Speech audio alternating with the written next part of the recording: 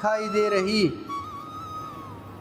और वो वाणी उसकी कि अगर गुरु के अंदर समर्थता ना होगी वो सर्प बनेगा और शिष्य चींटियां उसको खा खा करके ये पूछेंगे कहाँ है परमात्मा, और नष्ट कर देंगे।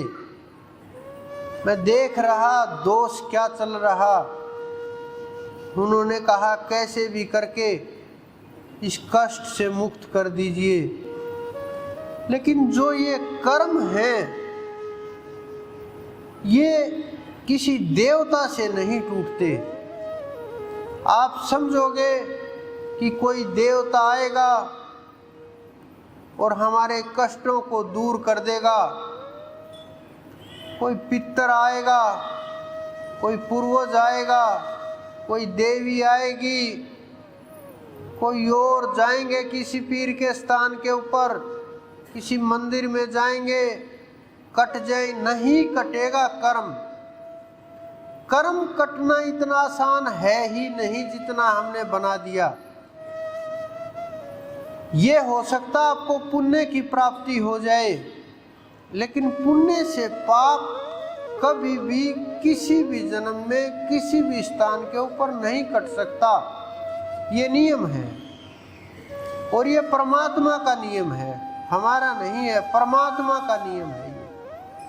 अगर कर्म कट सकता है तो वो भजन के द्वारा कट सकता है। जो समर्थ हैं या तो वो झेले उस कर्म को कि समर्थ गुरु है, झेलना पड़ेगा।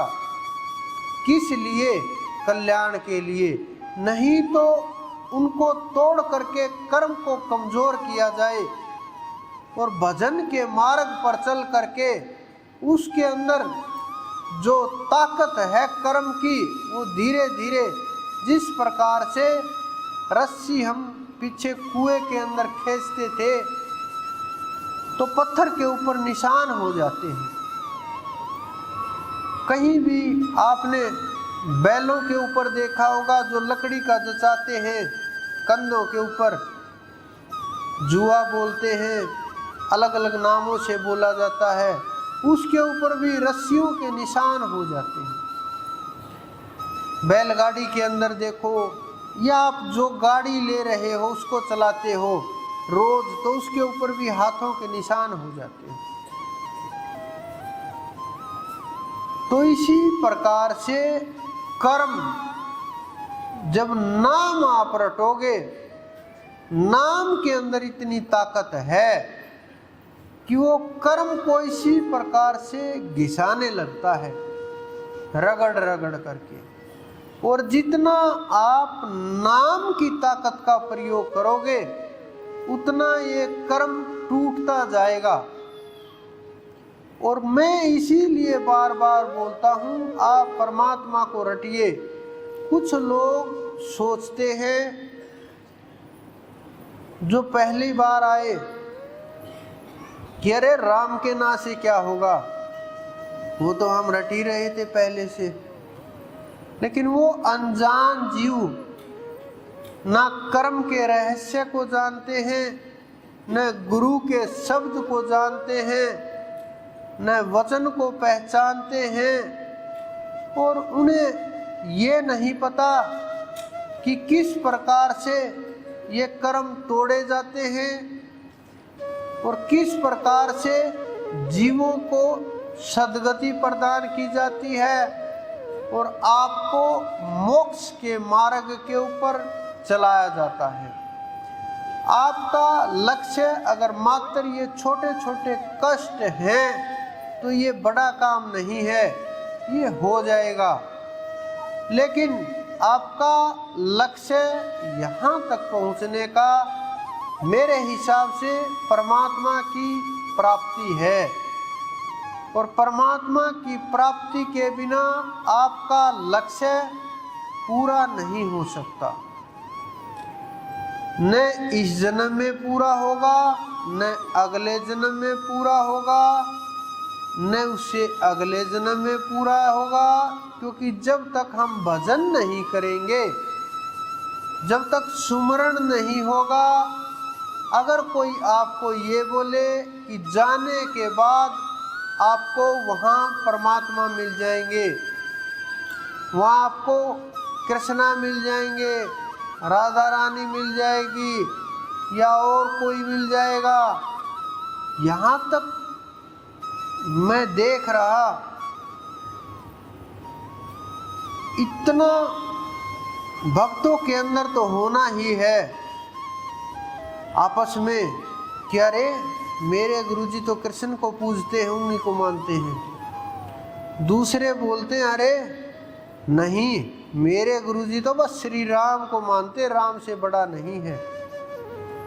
तीसरे वाले बोलते हैं अरे नहीं, महादेव से बड़ा कोई नहीं है, महादेव के सब नीचे है।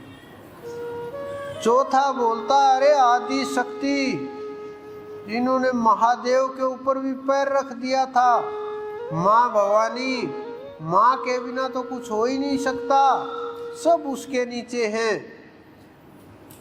ये सब के सब मूर्ख लोग उस तत्व को नहीं पहचानते। ये तो मात्र एक कुछ जल लेकर के आए हुए थे उस सागर से, ये तो कुछ कलाएं आई थी जगत को जगाने के लिए, संसार को ये दिखाने के लिए कि परमात्मा भी कोई ताकत है। वो संतों के रूप में, उपदेशकों के रूप में और करके दिखाने के लिए अवतारों के रूप में कुछ कलाएं ही आती हैं, कुछ कलाएं,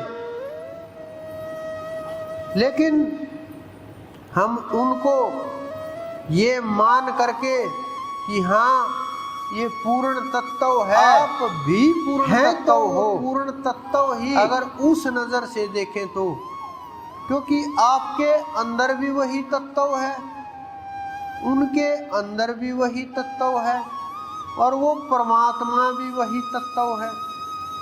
कोई भी ज्ञान की दृष्टि से देखा जाए तो कोई भी भेद 1% क्या आधी % भी भेद नहीं है, एक ही है सब कुछ और एक ही खेल है। लेकिन जीवों के लिए भक्ति का मार्ग खोला गया और भक्ति करते करते करते करते हम ये भूल गए भक्ति किसकी करनी है और भक्ति से दूर चले गए।